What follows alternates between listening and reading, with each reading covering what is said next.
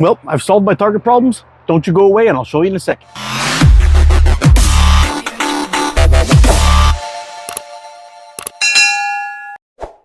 So before we get started, we got two new members to the channel. The first one is Hunter from Taking Shots.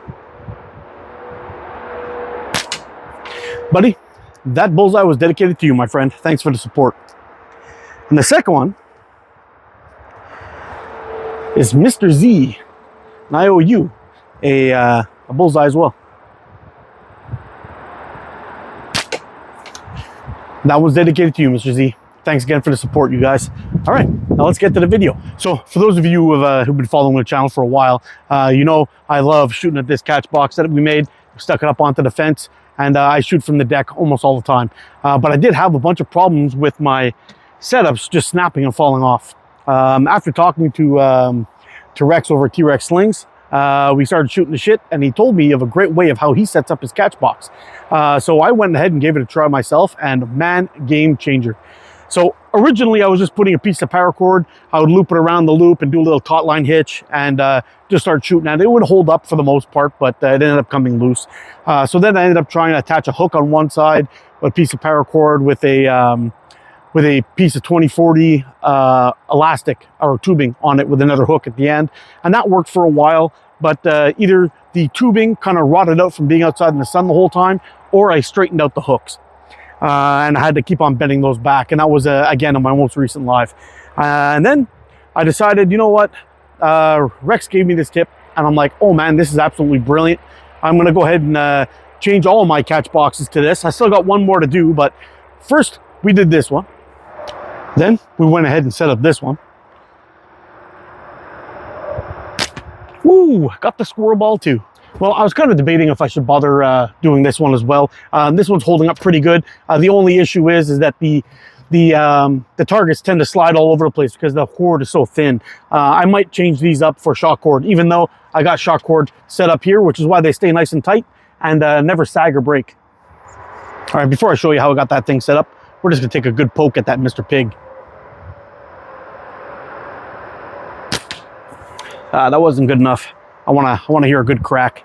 See if we can get it.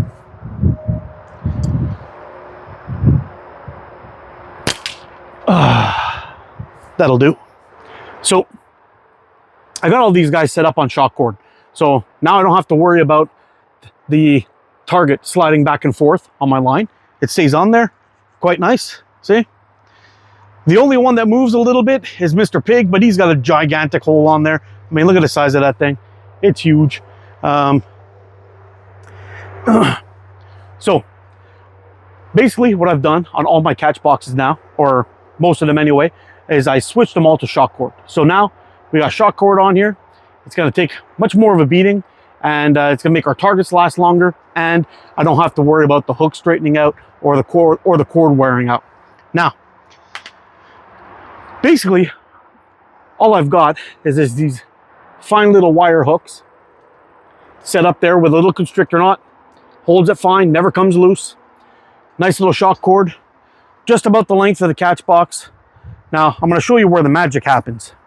So, this was the tip that Rex gave me, is using these. Now, it seems like pretty much nothing. All it is a cable tie with a screw attachment, so you can lock it into place. But the cool thing about it is, when you got them set up in your catch box, if you don't feel like shooting these guys today, you slide them to the bottom. If you don't feel like shooting these guys today, you slide them to the bottom. And you feel like shooting Mr. Pig, let's put him down at the bottom. And we want to set up another little one up at the top somewhere where we can put some hits on it. We want to have a small one, a big one, and a couple of smaller ones down at the bottom. We could do that. Now, here's basically what you do. Is you wrap your tie wrap around the pole,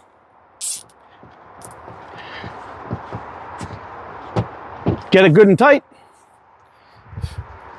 See if I can give you a better view on this. Put the zip tie inside, tighten her up good. There we go. And we're going to cut these little bits off at the end after. And then, because of our quick change setup. You pass the hook through one, you pass the hook through the other, and you're ready to go. So the cool thing about it is, if you want to switch these guys up, you can always just unhook them and move them around as you like, or you could just slide them down, get them out of the way. The ones that you don't want to use at the moment, you slide them on down, make yourself some room. If you want to get some 40 mil flipper action going and just beat the shit out of Mr. Pig, by all means, he's right there waiting for you. And if you want to have an option of something bigger and something smaller, you've got that too. And this little setup so far has been working great. I've been putting wax on it in this catch box or this one.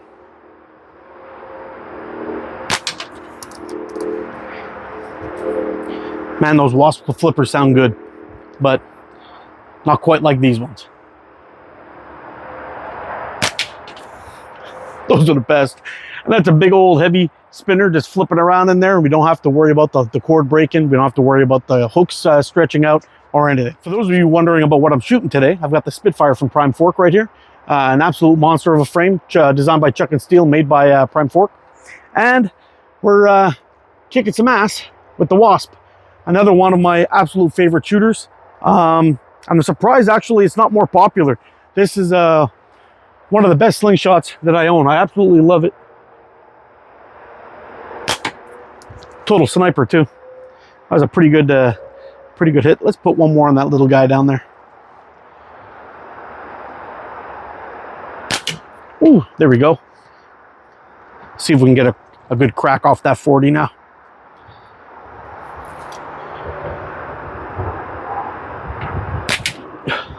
That'll do. All right, so I'm going to give you a quick close-up again on how I got those little targets all set up in the catch box, and then we'll just have to put some whooping on there and see how long these things last. All right, so here we got Mr. Pig all set up on the shock cord, nice and centered between two knots. We've got these nice little hooks just tied up with a constrictor knot on each end. The setup in the catch box couldn't be easier. Slide the hook through the loop, slide the hook through the loop, and I did that without my glasses. I just want to give a big shout out to my buddy Rex. Thanks a lot for showing me this trick. I don't know how, it seems pretty simple. I don't know how my brain didn't say, hey, just use these things. I mean, I use them all the time at work. So anyway, definitely a good tip, and it really makes everything easy to switch in and out and be adjustable and keep your catch box clean and all that stuff. So it's a total win. If you guys haven't checked out Rex's channel, I'll put his link in the description below. Head on over there, say hi, and tell him ATO sent you. I'm gonna wrap this one up. You guys take care, stay safe, get out, practice, be good to each other. I'll see you again soon. I love you guys, freaking awesome. Bye for now. Hey, thanks for watching, guys. If you like this video, hit that thumbs up button for me and subscribe if you haven't already. If you're enjoying the content that I'm putting out and you find it useful and you want to support the channel a little bit more, please feel free to become a member or get yourself some ATO merch. On this end screen here, I'm going to attach a playlist with all my Catchbox builds in there. I think you'll find it interesting to see how they've kind of progressed over the years. In the description below, I'm going to put two channels for you guys to check out. One of them is TAKIN Shots, another great shooter, and T-REX-SLINGS. I hope you guys enjoy. Make sure to say ATO sent you. All right, I'm going to wrap this one up. You guys stay safe and shoot straight. I will see you again soon with another video. Bye for now.